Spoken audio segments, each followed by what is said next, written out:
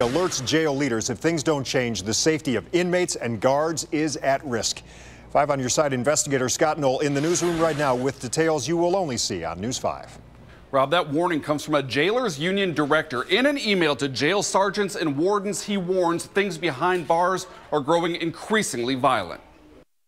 The email obtained by 5 on Your Side investigators is dated Monday. It warns the constant red zoning of the inmates has caused the atmosphere to become more violent. Red zoning is the practice of locking down inmates in their cells because of a shortage of corrections officers. In its damning report on conditions inside the Cuyahoga County Jail last November, the U.S. Marshals Review Team noted some inmates were kept locked down 27 or more hours in their cells.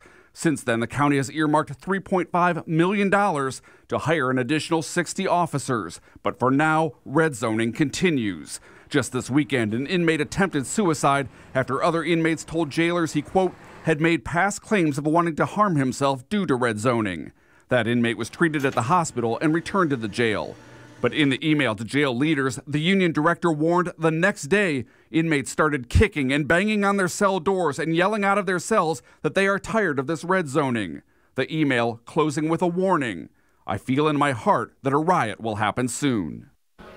Also today, the county confirmed that since February, officers found drugs inside the jail 15 times. That's compared to 11 times during the same period just a year ago. Of course, all of this comes as county corruption investigators continue looking into issues surrounding the jail. The county spokeswoman says they're working on a response to those concerns raised by the union director, but said 22 new jailers were just hired last week. Live in the newsroom, I'm 5 on Your Side investigator Scott Knoll.